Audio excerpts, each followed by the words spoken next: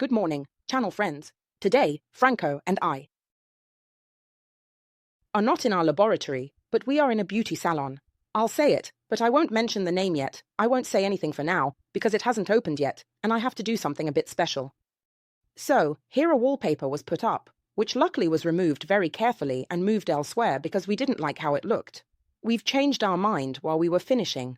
So, this sheet was removed and will be put up on another wall.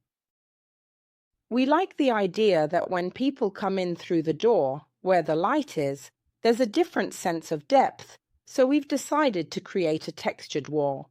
I'll be using Terra Magica and other little tricks that I'll teach you today, and I'll be working on these wooden panels, which have a surface covered with pressed cardboard. We're going to give them texture. They'll need to look just like concrete. We're working with warm colours because I'll be using a bit of vintage, a bit of dark sand, a bit of clear sand, mixed colours, both in the textured paste and overall, when I do the final colouring. So, this will be a rather special video. Save this video, because when you have problematic and humid walls, for example, now everything is very well insulated, so the humidity is inside, or there are little flaws, very old walls that aren't nice, that aren't perfect. Simply painting them wouldn't be the best solution. The trick I'm going to show you today on this wall will clear up any doubts. So, let's get started.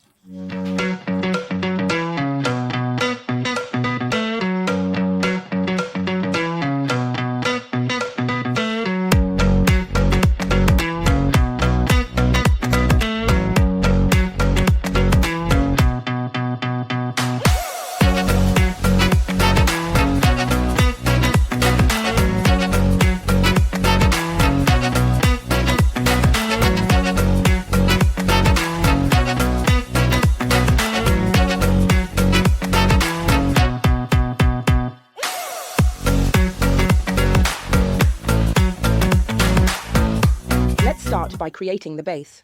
I'm using Terra Magica, which is perfect for this wall. I'm putting a good amount into my disposable tray.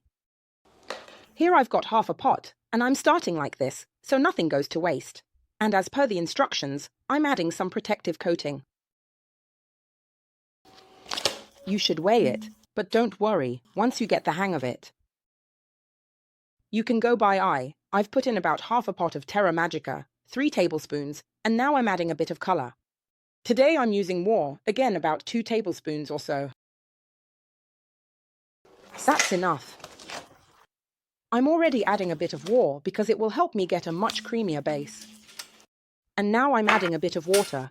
For convenience, I've put it in this can I finished, so I can clean it out properly. A little water at a time, I start to stir and create my mixture, perfect for the concrete wall. Since I'm working vertically, I need to make sure my paste isn't too runny, otherwise it's hard to work with and it'll slide off. So the important thing when you start making this mixture is to get the right consistency. It needs to be a spreadable, creamy layer, but not, as I said, too runny. Now I'm adding another little drop of water, here. Just a tiny bit, and mix well. If I want, I can also add another drop of colour, because that way I get a more toned shade. The base will help me even more to achieve the result I want. I make 2 bases. I do one with dark sand and one with vintage, like this. So I already have 2 shades. And when I spread them on the wall, I use 2 textured pastes in different shades.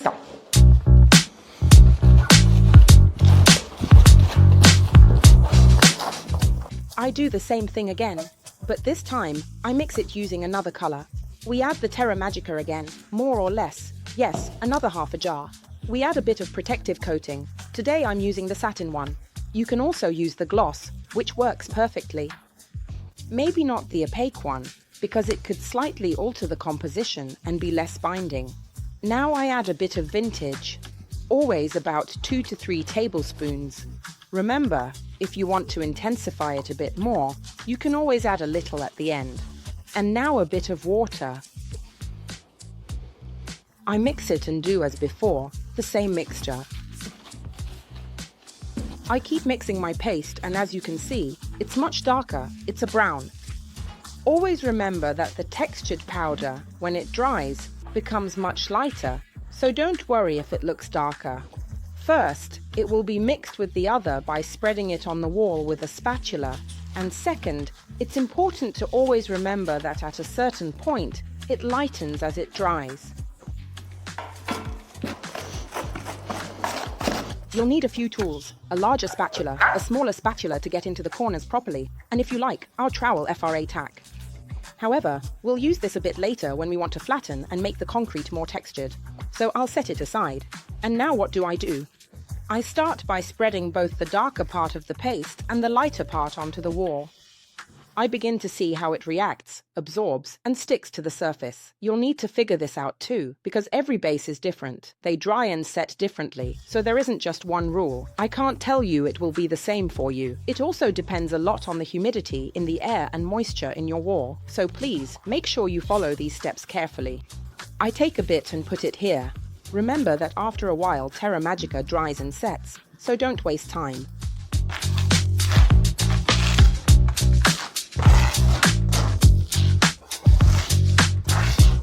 Do it like this. I take the second paste.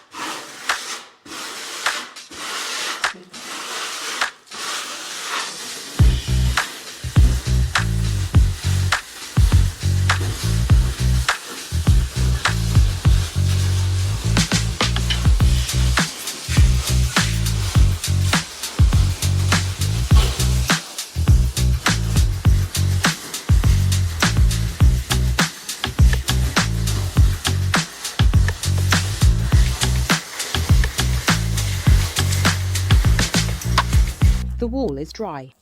It took almost 3 hours, but today it's very hot. There's a lot of hot air coming in, so that helped a lot. It's not dry deep down, but it's dry enough to apply the paint. Now I'm not going to paint all the way to the bottom, otherwise, what would be the point of having applied 2 coats, 2 layers of textured paste with Terra Magica in different shades? None at all. So now we're going to create a really lovely effect with the Kessler brush, using 2 colors. Some pure clear sand and dark sand to which I've added a drop of vintage, the same color I used earlier in the paste, to tie everything together. The shade we're adding now is very, very elegant, very delicate. Kessler brush, like the Kessler twins.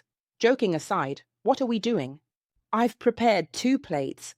Place them close together so I don't make a mess. I just dip them in, very gently. And this step is actually very important because I need to color the surface layer of the wall without going too deep so as not to lose the molding we've achieved with the texture. Like this.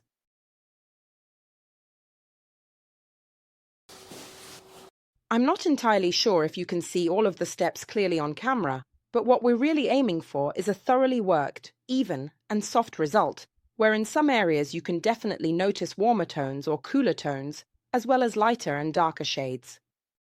Obviously, I've used 2 very similar colors. If you use 2 colors with a greater contrast, or if you add a bit more brown in the dark sand, the color distinction will be more pronounced. But that's not what I want. I want the area beneath the molding on the wall to remain visible. And I want to give this soft tone to the wall, because it needs to blend in with the rest. Let's continue.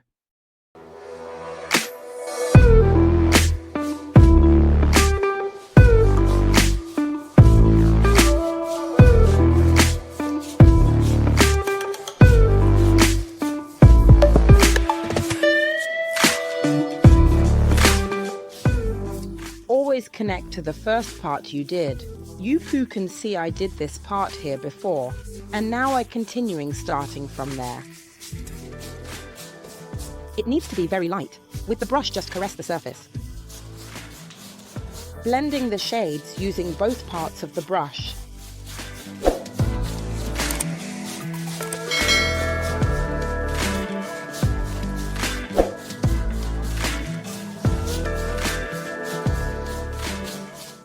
This restyling is finished as well. It wasn't easy at all, especially because as soon as our Franco went off on holiday, which, by the way, he does quite often, not just occasionally, I wanted to give this wall a personal touch, adding a textured stencil, because I liked it, but I wanted to make it even more unique. Why? Because I chose the theme for this beauty center to be a continuation of mandalas. I've put them on the furniture too, which I'll show you in a moment.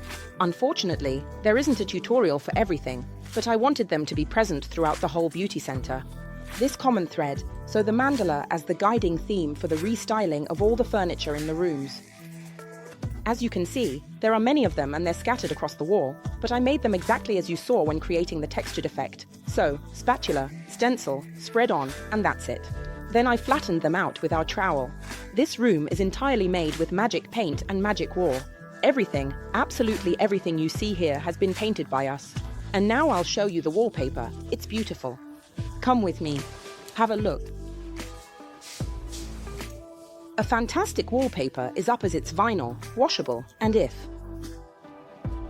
you touch it, you'll notice it's actually three-dimensional. If you step back, you can see that in some places there's this mandala shape that ties everything together. The door has been completely covered with the same pattern, and it looks great because it continues onto the wall. That's why I wanted to use our stencil on the wall as well, to give the same continuous decorative effect. Our console table for the cash register has been completely repainted with dark sand. Before, it had a wood effect that really didn't suit the space, but now it's neutral, smooth, and clean. On top, I applied 2 coats of opaque protective coating. It looks perfect and is completely invisible. This side, which was cut, I wanted to finish with a piece of wallpaper because the wall was reflected there and I liked the idea of giving it a continuous, linear effect instead of leaving it smooth and flat. If you look, in this case there are also some small pieces of furniture that Denise already had, which were white, really, really white. It was pure white. I wanted to redo them. I used pepper blue, and up here we did a mandala stencil. You can see it both on this little side table, let's say, and on its twin over here. This bedside table was done in exactly the same way. The knobs were changed because they were broken. It's simply pure pepper blue with a very light pickled effect on the edges. And the same effect is on this side as well.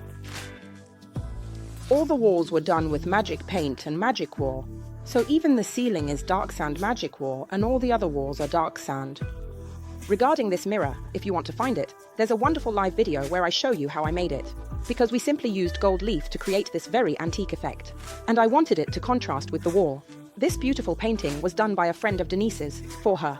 In fact, it's her portrait, based on a photo of her from a few years ago. He created her face using these pieces of newspaper with this particular painting technique. It's beautiful and fits in here well. The cherry on top, I also painted the armchair. There's a second one in the other room and the sofa. But there's no tutorial for this, and I will never make one for you. And do you know why? Because fabrics have so many variables that I can't make a tutorial for you. There's velvet, canvas, linen, cotton, silk. It's impossible to think that depending on a tutorial, I could teach you how to dye fabric. It would always be a disaster, because there isn't a single procedure. There are hundreds of things to consider, so they've been colored, and they're perfect. Obviously, they're slightly stiff, but they'll soften as they're used. And that's it. You can already feel a relaxing atmosphere. Make sure to follow the upcoming tutorials in the next few weeks, because there will be more to discover with other restyling projects. Let me know in the comments if you liked it. And as always, see you at the next restyling. But remember that the products you've seen, Magic Paint and Magic Wall, can be found on the only Italian website that sells our products, which is called elisayahome.com, or from authorized retailers who are carefully selected and looked after. You can find them on the Magic Paint IT website, listed by region. Only they are the original ones. Goodbye.